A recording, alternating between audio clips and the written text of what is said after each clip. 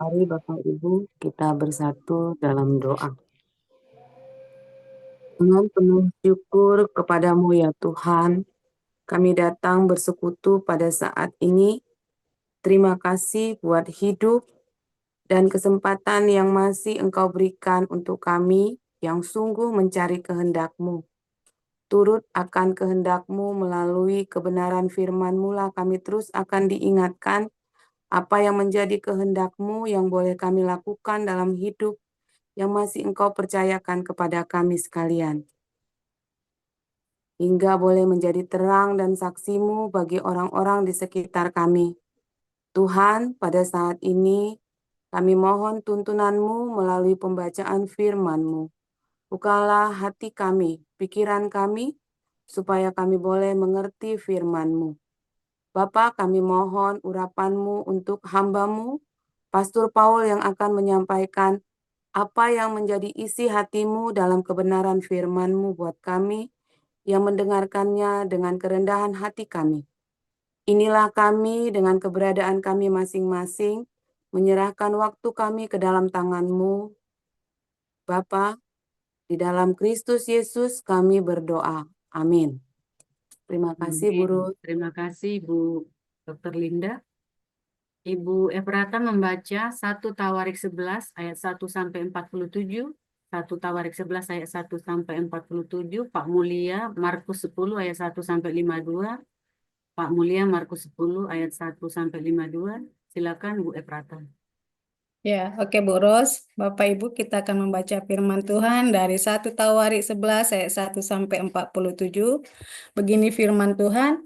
Lalu berkumpullah seluruh Israel kepada Daud di Hebron dan berkata, ketahuilah, kami ini darah dagingmu. Telah lama ketika Saul memerintah, engkaulah yang memimpin segala gerakan orang Israel.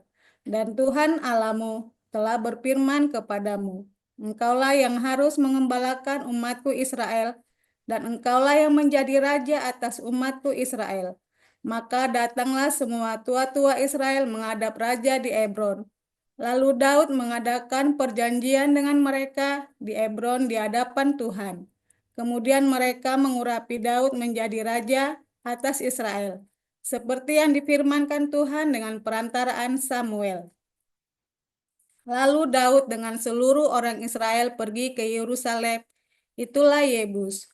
Dan di sana orang Yebus adalah penduduk negeri itu. Penduduk Yebus berkata kepada Daud, engkau tidak sanggup masuk kemari. Tetapi Daud merebut kubu pertahanan Sion, yaitu kota Daud. Daud telah berkata, siapa lebih dahulu memukul kala orang Yebus, ia akan menjadi kepala dan pemimpin. Lalu Yoab, anak Jeruya, yang menyerang lebih dahulu, maka ia menjadi kepala. Lalu Daud menetap di kubu pertahanan itu, sebab itu orang menamainya kota Daud. Ia memperkuat kota itu di sekelilingnya, mulai dari Milo, bahkan sekelilingnya seluruhnya. Sedang Yoab membangun kembali selebihnya dari kota itu. Lalu makin lama makin besarlah kuasa Daud, sebab Tuhan semesta alam menyertainya. Inilah kepala-kepala para pahlawan yang mengiringi Daud, yang telah memberi dukungan yang kuat kepadanya, bersama-sama seluruh Israel, dalam mencapai kedudukan raja dan yang mengangkat dia sebagai raja. Seperti yang difirmankan Tuhan mengenai Israel, inilah daftar para pahlawan yang mengiringi Daud. Yasobam bin Hakmoni, kepada Triwira. Ia mengayunkan tembaknya melawan 300 orang yang tertikam mati dalam satu pertempuran. Dan sesudah dia, Eleazar anak Dodo, orang Ahowi itu, ia termasuk ketiga pahlawan itu. Ia ada bersama-sama Daud di Pas Damim. Ketika orang Filistin berkumpul di sana untuk berperang, ada sebidang tanah ladang penuh jelai di sana. Ketika tentara melarikan diri dari hadapan orang Filistin, maka berdirilah mereka di tengah-tengah ladang itu. Mereka dapat mempertahankannya dan memukul kala orang Filistin. Demikianlah diberikan Tuhan kemenangan yang besar. Sekali datanglah 3 orang dari ke-30 kepala ke gunung batu mendapatkan Daud dekat gua Adulam. Sedang tentara orang Filistin berkemah di lembah Refaim. Pada waktu itu, Daud ada di dalam kubu gunung dan pasukan pendudukan orang Filistin pada waktu itu ada di Betlehem. Lalu timbullah keinginan pada Daud dan ia berkata, sekiranya ada orang yang memberi aku minum air dari perigi Betlehem yang ada di dekat pintu gerbang. Lalu ketiga orang itu menerobos perkemahan orang Filistin. Mereka menimba air dari perigi Betlehem yang ada dekat pintu gerbang, mengangkatnya dan membawanya kepada Daud. Tetapi Daud tidak mau meminumnya, melainkan mempersembahkan sebagai korban curahan kepada Tuhan. Katanya, jauhlah daripadaku ya Allah untuk berbuat demikian. Patutkah aku meminum darah taruhan nyawa orang-orang ini? Sebab dengan mempertaruhkan nyawanya, mereka membawanya, dan tidak mau ia meminumnya. Itulah yang dilakukan ketiga pahlawan itu. Abisai, anak Yoab, dialah kepala ke-30 orang itu. Dan dialah yang mengayunkan tombaknya melawan 300 orang yang mati ditikamnya. Ia mendapat nama di antara ke-30 orang itu. Di antara ke-30 orang itu, ia paling dihormati. Memang ia menjadi pemimpin mereka, tapi ia tidak dapat menyamai Triwira itu. Selanjutnya, Benaya bin Yoyada, anak seorang yang gagah perkasa, yang besar jasanya, yang berasal dari Kabzel, ia menewaskan kedua pahlawan besar dari Moab. Juga pernah ia turun ke dalam lubang dan membunuh seekor singa pada suatu hari bersalju. Pula ia membunuh seorang Mesir, seorang yang tinggi perawakannya 5 hasta tingginya. Di tangan orang Mesir itu ada tombak, seperti pesa tukang tenun. Tetapi ia mendatanginya dengan tongkat, merampas tombak itu dari tangan orang Mesir itu, lalu membunuh orang itu dengan tombaknya sendiri. Itulah yang diperbuat Benaya bin Yoyada. Ia mendapat nama di antara ke-30 pahlawan itu. Sesungguhnya di antara ke-30 orang itu ia paling dihormati, tetapi ia tidak dapat menyamai Triwira, dan Daud mengangkat dia mengepalai pengawalnya. Pahlawan-pahlawan yang gagah perkasa ialah juga Asael, saudara Yoab. Selanjutnya, Helhanam bin Dodo dari Betlehem, Samot orang Harod, Heles orang Peloni, Ira anak Ikes orang Tekoa, Abizer orang Anaton, Sibkai orang Husa, Ilai orang Hahoi, Maharai orang Netofa, Helet bin Baana orang Netofa, Itai bin Ribai dari Gibea orang Benyamin, Benaya orang Peraton, Hurai dari lembah-lembah Gaas, Abiel orang Bet Araba, Asmawet orang Bahurim, Eliaba orang Saalbon, Hasem orang Gizon, Yonatan bin Sage orang Harari, Ahiam bin Sakar orang Harari, Elifal bin Ur, Efer orang Mekerati, Aya orang Peloni, Ezro orang Karmel, Naarai bin Esbai, Yoel saudara Nathan, Mibar bin Agri, Jelek orang Amon, Naharai orang Beerot, pembawa senjata Yoab anak Zeruya, Ira orang Yetri, Gareb orang Yetri, Uria orang Jabat bin Halai, Adima anak Sija orang Ruben, kepala orang-orang Ruben, dan beserta dia ada 30 orang. Anan bin Maka, Yosafat orang Mitni, Uzia orang Hasitarot, Siama dan Yeiel. anak-anak Hotam orang Aroer, Yedail bin Samri dan Yoha, saudaranya orang Tizi, Eliel orang Ma'awim, Yeribai dan Yosawia anak-anak El-Naam, Itma orang Moab, Eliel, Obed dan Yaasiel orang Mezobaya. Demikian. Iya, saya akan melanjutkan pembacaan firman Tuhan dari Markus 10 ayat 1 sampai dengan 52. Dari situ Yesus berangkat ke daerah Yudea dan ke daerah seberang sungai Yordan, dan di situ pun orang banyak datang mengerumuni dia, dan seperti biasa ia mengajar mereka pula. Maka datanglah orang-orang Farisi, dan untuk mencoba Yesus mereka bertanya kepadanya, apakah seorang suami diperbolehkan menceraikan istrinya? Tapi jawabnya kepada mereka, apa perintah Musa kepada kamu? Jawab mereka, Musa memberi izin untuk menceraikannya dengan membuat surat cerai. Lalu kata Yesus kepada mereka, justru karena ketegaran hatimulah maka Musa menuliskan perintah ini untuk kamu.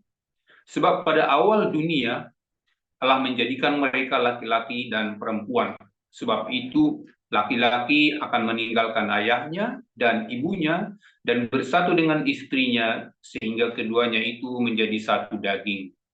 Demikianlah mereka bukan lagi dua, melainkan satu.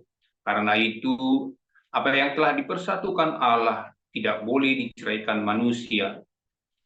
Ketika mereka sudah di rumah, murid-murid itu bertanya pula kepada Yesus tentang hal itu.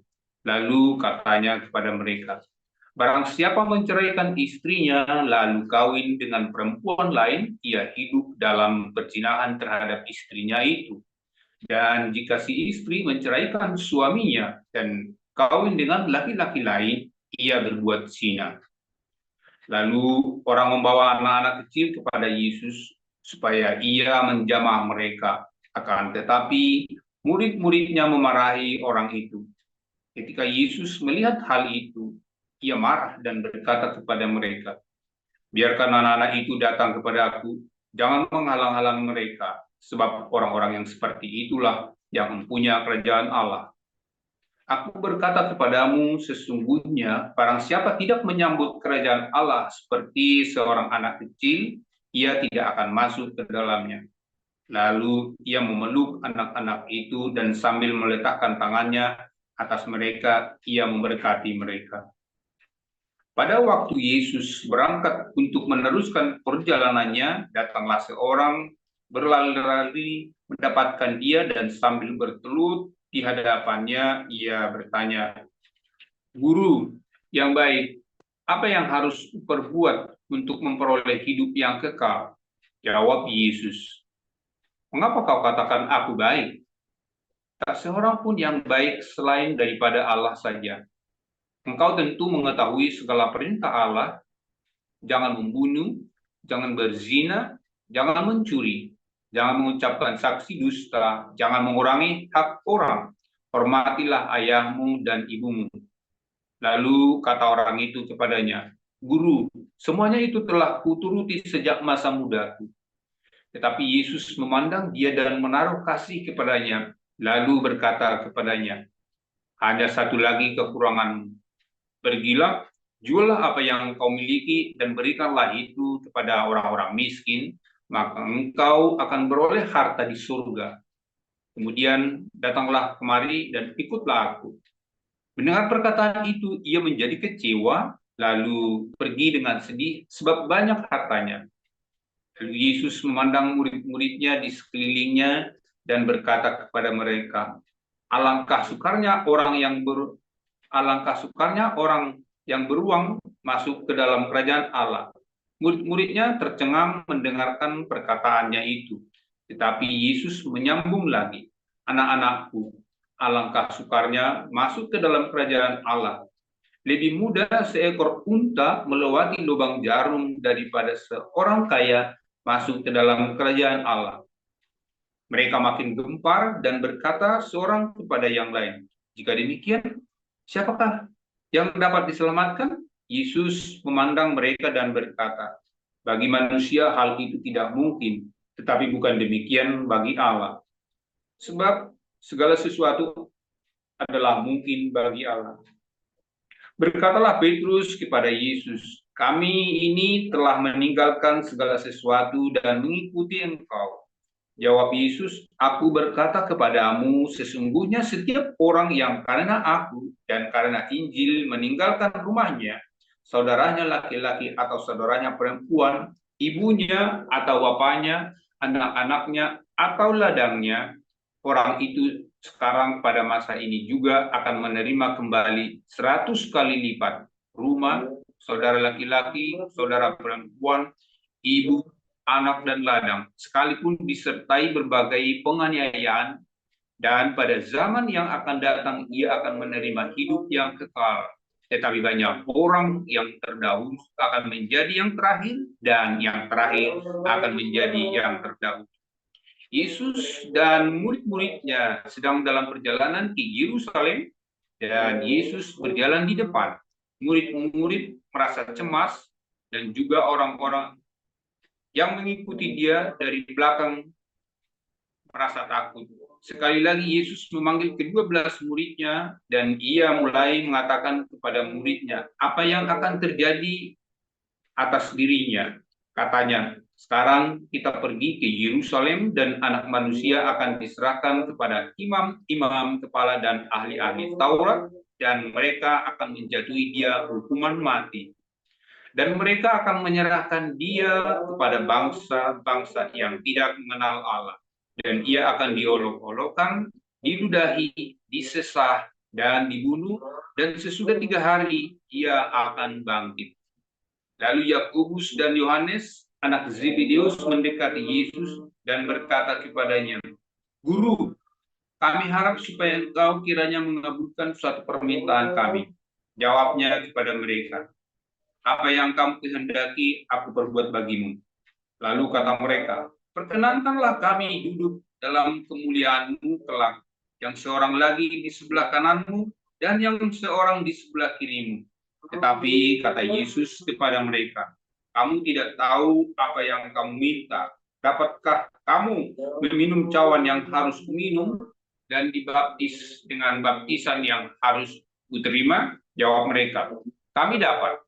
Yesus berkata kepada mereka, memang kamu akan meminum cawan yang harus minum dan akan dibaptis dengan baptisan yang harus kuterima. Tetapi hal duduk di sebelah kananku atau di sebelah kiriku, aku tidak berhak memberikannya. Itu akan diberikan kepada orang-orang bagi siapa itu telah disediakan. Mendengar itu, ke-10 murid yang lain menjadi marah kepada Yakobus dan Yohanes.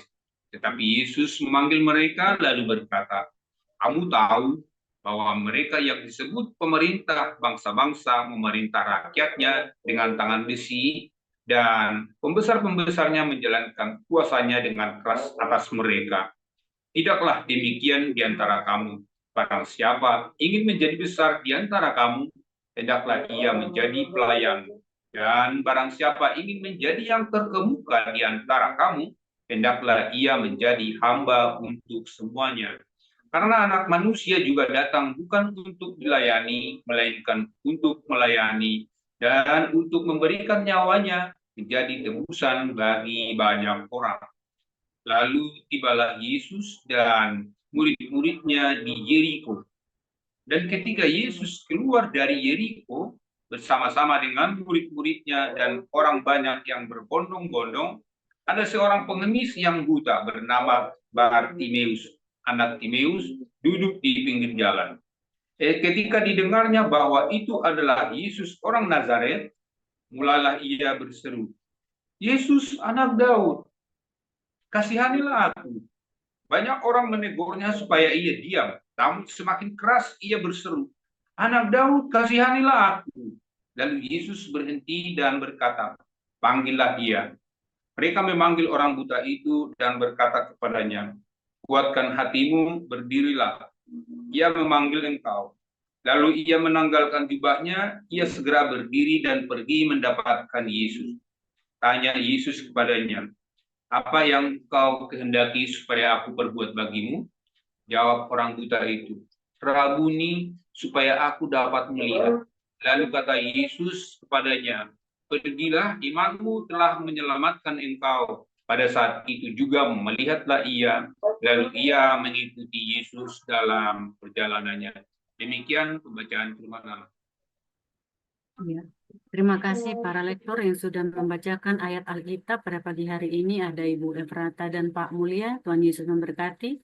Kita akan mendengarkan renungan Embun Pagi dengan judul Bos Besar oleh Dr. Joseph Paul Jiang, gembala kita. Kepada Pastor Paul, kalau sudah siap, silakan Pastor Paul.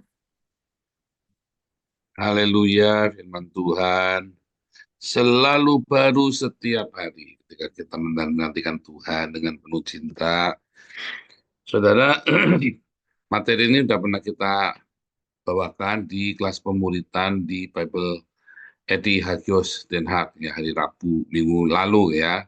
Cuman mungkin hanya beberapa orang saja yang hadir. Saya mengulang saja sedikit karena ini materi sangat penting sekali. Ya, namanya bos besar. Bos besar. Saudara mau jadi bos besar itu, saudara, banyak orang mengira untuk jadi bos besar itu Anda harus berlaga kayak sok merintah-merintah, sok paling jagoan tuh, ya. Nah, itu preman. Ya, kalau Anda mau jadi bos besar tapi sok merintah-merintah, itu preman. Ya. Nah, kalau Anda mau jadi bos besar, lalu Anda apa namanya takut sama anak buah, nah, itu namanya goblok. Anda mau jadi bos, apa majikan tapi takut sama anak buah, sehingga anak buah berangkat seenaknya Anda nggak berani negur, ya, atau kerja seenaknya Anda nggak berani negur tuh. Anda sudah gaji, Anda datang lebih pagi daripada anak buahmu datangnya jam tokonya buka atau kantor buka jam 9, anak buahmu datang jam 12 tuh. Terus kamu bingung, kalau negur nanti takut marah. Itu namanya goblok. Tapi kalau tadi yang pertama, Anda jadi bos besar, tapi berlaku perintah sana perintah sini, ngamuk-ngamuk, saya kalau baca kalau ngomong sok nggak jelas, itu namanya Anda preman gitu ya. Bukan, preman itu belum tentu preman yang hebat, belum tentu saudara ya, tapi dia juga preman yang bodoh, ya kan, punya seenaknya sendiri, tapi nggak ada aturannya, nggak ngerti komunikasi yang baik bagaimana, ya. Banyak orang yang seperti itu ya dalam kehidupan kita sehari-hari ya, dalam di yayasan juga ada ya, perintah sana perintah sini, merasa paling hebat, merasa paling pintar, tapi dia sendiri nggak ngerti kondisi di lapangan seperti apa. Wah, itu puyeng tuh saudara ya. Nah, ada lagi yang ya jadi bos juga tadi ya, banyak juga di tempat kita ya, bos itu takut sama karyawannya, takut karyawan pada keluar. Ini pada hilang semua. Kalau mau keluar semua, misalnya saya dulu punya perusahaan ya, saya siapin, saya tidak mau tergantung sama orang ya. Jadi kalau sampai saya diboikot sama anak buah nih, anak buah itu kadang-kadang nakal saudara ya.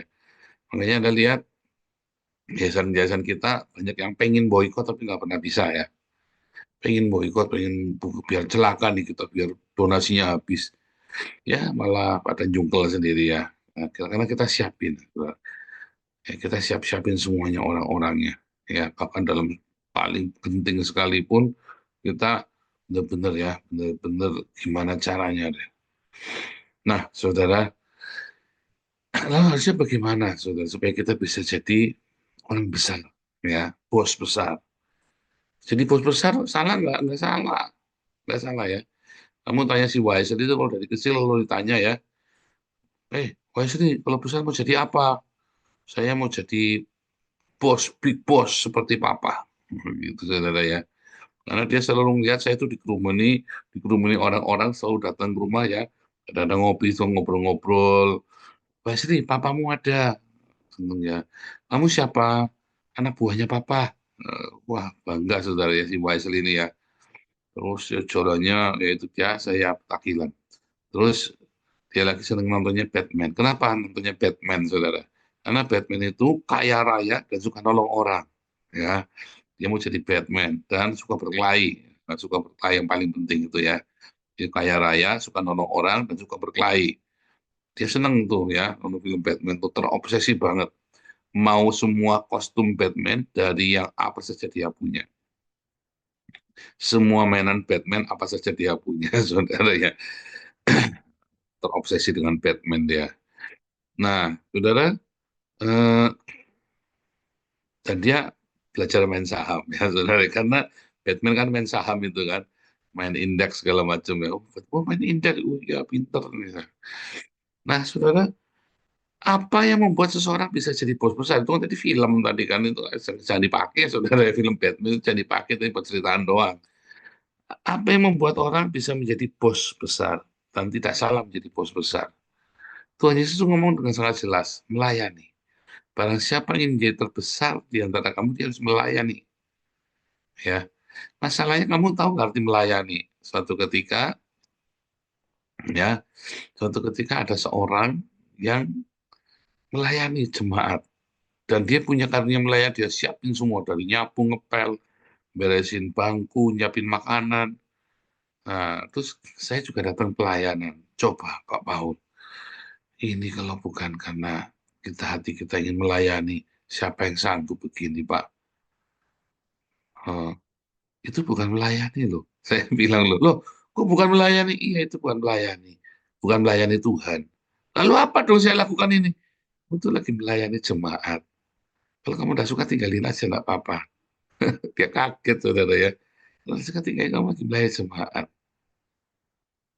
Nah, dia bingung, saudara. Lah yang melayani Tuhan yang seperti apa?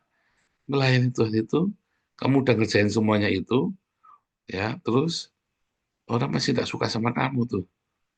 Masih dibilang kurang ini, kurang itu. Nah, itu yang namanya melayani. Waduh, dia nggak terima, saudara ya. Udah segitu capek, segitu berat. Nah, itu. Tidak, itu yang namanya melayani. Melayani Tuhan. Ketika kamu sudah lagi kerja berat begitu, terus kamu tidak senang hati, kamu tinggal, itu namanya bukan melayani Tuhan, melayani orang, melayani komunitas. Salah nggak? Nggak salah. Nggak salah. Kalau Anda lagi kerja, saya dulu pernah kerja di bank, ya, saya suka ada training-training dan seringkali saya ketemu sama customer service, ya, pelayanan pelanggan, ya, namanya melayani. Mereka kalau nggak senang bisa nggak mundur begitu aja. Lagi ngerjain ya pelangganannya rewel, dibentak sama mereka, dia saudara. Oh, langsung dipecat, saudara. Kamu harus tetap ramah sama pelanggan walaupun kamu udah capek, kamu udah gak suka. Ya, nggak boleh kamu pelanggan, kamu bawel amat sih, wah langsung dikeluarin kamu, saudara. Rewel kamu, tabungan nggak seberapa saja mintanya macam-macam. Nggak boleh, saudara. Di belakang dia boleh ngeluh, tapi begitu ketemu customer dan customer itu komplain, direkam apalagi, wah dipecat langsung. Bagus kalau cuma dipecat, saudara. Gajinya nggak dibayar pula mungkin ya. Mau tidak mau, suka tidak suka, dia harus tuntaskan pekerjaan pelayanan dia, melayani orang itu, ngeladenin orang itu, sampai selesai, baru dia boleh, dia mau keluar sana, enggak apa-apa, tapi kamu tuntasin dulu orang ini. Nggak boleh kamu lagi tidak senang, kamu bangun, dasar farewell, goblok, customer goblok, gitu, nggak pergi sama dia. Nggak boleh, saudara. Tapi di komunitas kita sering yang begitu ya, lagi tidak senang hati, dia tinggal pergi kerja, tinggal, nggak serah terima, nggak dikasih tahu cara ngelanjutinnya gimana, langsung tinggal pergi aja. Ya nggak, di yayasan kita banyak yang begitu ya. Katanya melayani Tuhan. Ini kalau kamu kerja di bank, melayani di bank kayak gitu, kamu nggak boleh, saudara. Sekalipun kamu digaji dengan layak, atau apa namanya, digaji dengan tidak layak, tapi kamu nggak boleh melakukan begitu di bank. Namanya kamu tidak profesional. Kalau kamu tidak suka, kamu bilang aja keluar. Kan saya bisa cari orang lain. Tetapi melayani Tuhan, paling sering kamu tidak suka ditinggal pergi, bok, bodo amat, saudara. Itu melayani Tuhan versimu. Benar? Melayani Tuhan. Tuhan gundulmu peang, saudara ya. Yang kamu layani seperti itu kan Tuhan yang gundul peang. Apa utus ini? Kamu kalau melayani Tuhan, tuntaskan sampai tuntas. Sekalipun kamu tidak suka. Itu namanya melayani Tuhan. ya. Kamu ngurus yayasan, pegang proyek, pegang jadi pengurus, tuntas harus sampai tuntas, serah terima tanpa muka, urusan yang benar sampai tuntas. Kalau perlu ada sesuatu, boleh nelpon kamu. Tapi di yayasan kita biasanya langsung hilang. Nah, saya bilang, kamu tidak melayani Tuhan, kamu sedang melayani dirimu sendiri, aktualisasi diri. Terus kamu sok-sokan bilang, ini kan melayani Tuhan, gundulmu peang, saudara. Bukan, ya. Itu bukan, jelas bukan melayani Tuhan, percaya saya. Ketokan titik, ketokan kuping, ketokan apa, dan itu bukan melayani Tuhan. Ya, dan kamu tahu kamu tidak melayani Tuhan, tapi kamu sedang melayani egomu sendiri. Ya kan? Kalau namanya melayani Tuhan itu tuntaskan sampai selesai, sekalipun kamu tidak suka. Lalu kamu bilang, habis ini aku selesai ya, kenapa aku tidak suka? Tapi tak tuntasin sampai tuntas. Dan kalau sudah tuntas pun, kalau ada pertanyaan, kamu boleh nanya saya. Itu namanya melayani Tuhan. Ya. Nah, mengapa melayani Tuhan harus begitu? Oh, enggak harus. Enggak harus begitu, saudara. Kamu enggak gitu juga enggak apa-apa. Ya. Apakah harus begitu? Enggak harus. Kamu tidak begitu juga enggak apa-apa. Suka-suka kamu saja. Apalagi kalau nggak digaji kan. Oh iya nih, harus digaji nih. Siapa nih? Oh, kalau si Marcel kan digaji. Tentu saja belani Pak Paul. Ya kan? Oh, kita nggak digaji. Oh, kalau perlu Pak Paul yang kita gaji, biar Pak Paul yang nurut saya. Itu juga bukan melayani Tuhan. Kamu pikir kamu sedang melayani saya, saudara. Kalau begitu namanya kamu lagi melayani saya. Lalu kamu tidak mau melayani saya, lalu kamu mau coba menggaji saya. Kamu mau gaji saya berapa, saudara? Kamu mau gaji saya berapa? Ya kan? Kan pertanyaan mau gaji saya berapa kan? Kan aneh kan? Ajaib ya, saudara ya. Ternyata melayani Tuhan tidak seperti yang kamu bayangkan. Melayani Tuhan ada lagi, saudara ya. Melayani Tuhan. Kamu pikir melayani Tuhan itu, ya, kamu bisa suka-suka kamu, saudara. Tidak bisa. Kamu akan berkaitan, bertabrakan dengan orang lain. Dan kamu harus kadang-kadang, kamu harus ngalah walaupun kamu yang benar. Walaupun kamu yang benar loh. Kamu kudu ngalah, kamu diem, terus capek hati kamu. Benar nggak? Apalagi kalau atasanmu atau senior kamu goblok. Paling nggak enak tuh kerja, diperintah sama orang goblok, terus kerjanya bayarannya cuma sedikit, apalagi gratis. Benar nggak? Ayo, itulah melayani Tuhan. Seringkali kamu yang dokter sekalipun, kamu yang orang kaya sekalipun, dipimpin oleh yang cuma lulusan SMA, duit pun tidak ada. Dan kadang-kadang goblok. Kamu ikuti dia, bukan karena kamu takut sama dia, tapi karena kamu siap melayani dia. Karena kamu melayani dia, kamu sedang melayani Tuhan. Amit-amit, Pak, sudi, Pak. Nah, itu dia. Berarti kamu hanya melayani dia, bukan Tuhan di dalam dia. Ya kan? Mengapa harus begitu? Balik lagi, tidak harus. Cuma saya kasih tahu rahasianya, saudara ya. Rahasia melayani. Kalau kamu, ya, lihat semua perusahaan-perusahaan besar, semua perusahaan besar pasti punya satu slogan customer service satisfaction, kepuasan pelanggan, ya, kepuasan pelayanan pelanggan.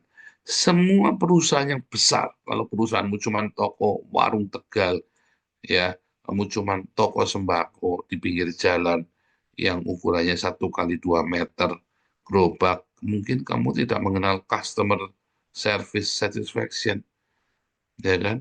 Malah kadang-kadang kamu beli apa, dikasihnya apa. Tapi kalau kamu kerja di perusahaan seperti grupnya BCA, Sinarmas, kamu kerja di perusahaan-perusahaan seperti Unilever, maka mereka akan mengenal kata customer service satisfaction. Kamu kerja di PC, apa namanya, di bank. Kalau di BRI nggak ada customer service satisfaction, saudara ya. Adanya duit customer hilang. Kalau di BRI, saudara ya. Kalau di BCA, kamu ada customer service satisfaction, saudara ya. Kalau kamu naik pesawat, ya kamu ada customer service satisfaction. Kalau naik Lion Air, nggak ada. Naik Lion Air suka-suka dia, saudara, jadwalnya. Ya kan? Kalau kamu naiknya apa namanya Cathay Pacific, ya customer service satisfaction. Kalau kamu naiknya Lion Air sudah bagus, pesawatnya nggak jatuh, saudara. Kamu mau minta customer service satisfaction. Dulu ada Adam Air ya, minta customer bagasi pada hilang, terus marah-marah penumpangnya. Terus pramugarinya bilang, udah bagus kamu nyampe mendarat dengan selamat loh. Gila itu. Ini hilang di tengah laut, mampus kamu. Selawi jaluk selamat. Kata Pak Topi kan Selawi jaluk selamat. Kalau kamu naiknya Singapore Airlines, ya pasti customer service satisfaction. Semua perusahaan besar, mereka bisa jadi besar karena mereka tahu bagaimana customer service satisfaction. Semua perusahaan besar bisa jadi besar karena dia tahu bagaimana cara melayani dengan baik. Bukan di tengah-tengah, sekalipun rugi pun dilayani, saudara. Semua bos-bos yang besar pun sama. Dia tahu bagaimana cara melayani atasannya dan bagaimana dia memanage anak buahnya, melayani anak buahnya. Maka dia bisa jadi besar. Semua konglomerat, semua orang kaya kamu lihat, pasti orang itu ya dimulai karena apa? Merendahkan diri. Kalau kamu mau sombong terus, aku nggak sudi kerja sama dia. Sekarang itu tadi. Akhirnya apa? Akhirnya kamu nggak sudi di sini, kamu sombong, penting sombong kayak papi saya. Begitu ketemu siapanya, nggak sudi, nggak usah. Milih-milih customer. Mulai itu orang-orang Islam itu milih-milih customer, makanya nggak suki-suki, saudara ya. Toko pribumi Islam, milih-milih begitu, yang beli Cina, apa kafir, nggak dilayani. Padahal mau borong kan goblok ini, saudara. Iya kan? Pilih supplier, lagi belanja online. Maaf ya, Mbak, kamu Islam apa Kristen? Orang mau belanja tanya agamanya Islam apa Kristen, makanya kere terus, saudara ya. Tapi kalau kamu tahu bagaimana customer satisfaction, kamu akan berhasil. Tuhan Yesus ajari kita, kalau diminta berjalan 1 mil, berjalanlah bersama dengan dia 2 mil. Kalau ada yang minta jubahmu, kasihkan bajumu sekalian. Artinya kalau ada orang beli, ya kamu lihat ya, ada orang beli rokok, ya kalau bisa kamu korek apinya kasih gratis, saudara. Kalau ada orang ya beli minum soda atau kalau bisa kamu sediain es batunya, ya kan? Kalau enggak gelas plastiknya. Kalau ada orang beli beras 10 kilo, saudara ya, kalau bisa kamu disediain plastik, udah kemasannya udah bagus. Jangan disuruh mungut sendiri, saudara. Ya Anda cuma nimbangin, nih, rosok, mana tempatnya? Bingung, saudara. Ada pakai kaos diginiin. Terus berasnya taruhin, goblok, saudara. Ini dodolan edan, saudara ya.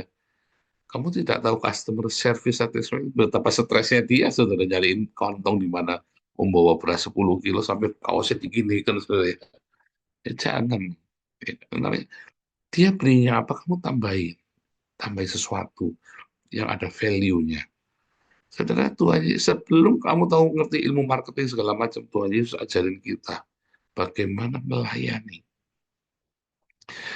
Kunci dari keberhasilan kamu, apapun pekerjaanmu, apapun, kalau kamu tahu bagaimana cara melayani, kamu akan sukses. Bukan takut, bukan, melayani kamu dengan senang hati. Makanya apa? Kalau kamu disuruh jalan 1 mil, kamu kan merasa diperbudak, jengkel. Tapi kalau 2 mil, ya 2 mil aja jalan. Kamu dari Monas mau ke taman, mau disuruh jalan dari Monas sampai ke Gambir, saudara. Wis, kita jalan sampai Taman Sari sekalian. Ya kan? Disuruh gotong barang, ya kan? Dimintai tolong sama orang. Udah, tak, kalau mau di mana? Rumahku di Pecenongan deh. Yuk, sekalian sampai Pecenongan, tak antar dari Monas. Dibawain barangnya, saudara. Jadi kamu tidak merasa, kamu yang menawarkan bantuan ke dia. Orang itu kaget.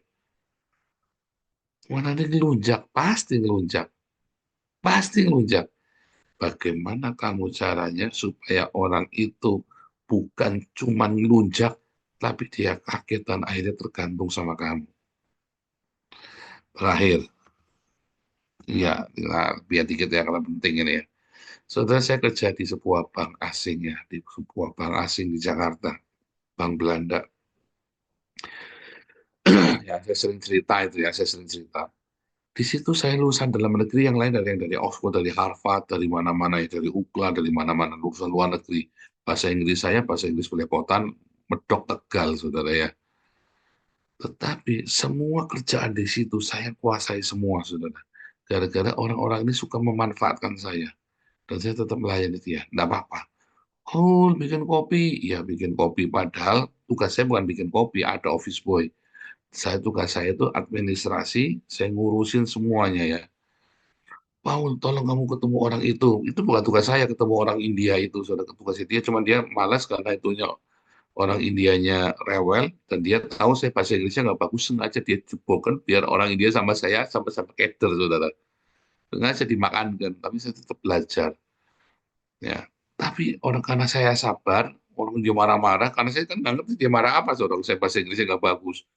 Waduh, gebrak-gebrak. Ya, ya, I'm sorry. We are very sorry for the inconvenience. Oke. Dia ngomong apa saya nggak tahu. Kalau yang lain itu nggak mau. Saya sabar, saudara. Maka orang-orang ini suka ngajarin saya bagaimana cara ini, produk-produk ini, produk semua bank. Semua produk di bank itu saya tahu, saudara. Semua sistem keuangan di bank itu saya ngerti. Hanya dalam waktu 1 tahun saya belajar semua sistem di bank itu. Ya, dari semua programnya semua saya pelajari. Gaji mah kecil sekali saya, soal gaji saya waktu itu kalau nggak salah sekitar, saya lupa ya berapa, 2 juta atau 3 jutaan. Sementara yang seumuran sama saya lulusan dari Harvard gajinya 25 juta, saudara. Gaji saya nggak ada sepersepuluhnya, ya. Tapi saya kerjain semua yang dia kerjain, saya kerjain sendiri. Akhirnya saya ngerti semua. Begitu saya mau keluar situ, saya dinaikkan gajinya 3 kali, saudara. Tapi saya bilang goodbye, saya pindah ke perusahaan perkebunan karena saya kan yang dari pertanian kan. Goodbye, saya naik gaji 3 kali di situ di perkebunan itu, saudara ya. Intinya, saudara, kamu pengen besar, kamu pengen sukses, kamu harus tahu bagaimana cara melayani.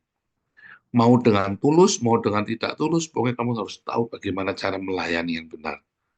Mau kamu keenakan Pak, lunjak Pak, nah itu kesalahan kamu. Lunjak Pak, berarti kamu, kalau ada orang sampai lunjak, berarti kamu tidak rela kan melayani kan. Orang melayani, yang kamu layani itu 99% lunjak, saudara. Dikasih hati pasti minta rempelak. Lalu bagaimana caranya? Disitulah seninya melayani. Kamu harus tahu bagaimana melayani. Kapan-kapan kita lanjutin ya. Tapi yang sekarang, spiritmu tuh kudu benar, rohmu tuh kudu benar. Kamu pengen berhasil, pengen sukses, melayani. Ya, Tuhan Yesus memberkati. Terima kasih, Pastor